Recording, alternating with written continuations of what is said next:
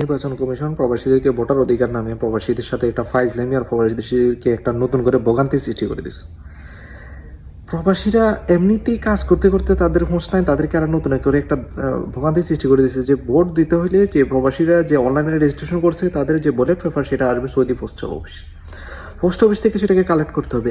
Saudi আরবে এক একটা পোস্ট অফিস এক একটা ডিস্ট্রিক্টে অবস্থিত। এখানে আমার যে পোস্ট অফিস, আমার যে পোস্টাল কোড ইয়াটা আসছে, ব্যালট পেপারটা আসছে, এটা আসছে কোথায়?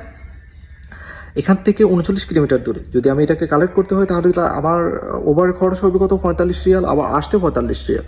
এখন প্রায় বাংলাদেশ টাকা এটা কনভার্ট করলে হবে কত? 2800 টাকার উপরে, প্রায় 3000 টাকা। আর আমি যদি একদিনে কাজ বন্ধ করে যাই তাহলে আমার একদিনের স্যালারি কাটা হবে তাহলে প্রায় আরও 3000। তাহলে টোটালি একটা বোটের পিছনে আমার চলে গেল প্রায় 6000 টাকা। আমার এই 6000 টাকা কে দেবে? একটা ভোটের পিছনে আর একদিন সময় তো গেলই আমার, 6000 টাকা কে দেবে? আবার অনেকের হয়তো কাজ বন্ধ করে গেলে কাজের চাকরি নিয়েও পরে টানাটানি হইব। তো এটা তো একটা ভোগান্তি সিস্টেম। আর এটা কোনো ভোটিং সিস্টেম হলো? এটা তো জাস্ট একটা সিটির মতো, যে আমার একটা চিঠি আসছে, আমি চিঠিটা অ্যান্সার দিলাম। তো এখানে তো চুরি করার সিস্টেম আছে। আমি এখানে একটা টিক মার্ক দিলাম, এটা বাংলাদেশে যাওয়া পর্যন্ত আমি যেটা সিলেক্ট করলাম সেটা আদৌ হবে কিনা। এখানে তো চুরিরও সিস্টেম আছে দেখতেছি, যে অনেকে দেখলাম যে দিল, আমি আমারটা এখনো হাতে পাইনি।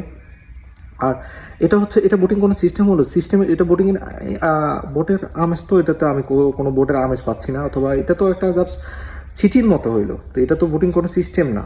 এটা নির্বাচন কমিশনে যারা কাজ করে তারা এই স্মার্ট যুগে তাদের এই অ্যানালগ সিস্টেম তাদেরকে কীভাবে মাথায় এগুলো আসলো, এই পদ্ধতি? এটা কোনো এই এসমা 2026 সালে আইসা তাদের এই মাথায় এগুলো কী ধরনের কাজ? এখানে সারা পৃথিবী এত আধুনিক সিস্টেম থাকতে তারা এটা কোন ধরনের সিস্টেম করছে?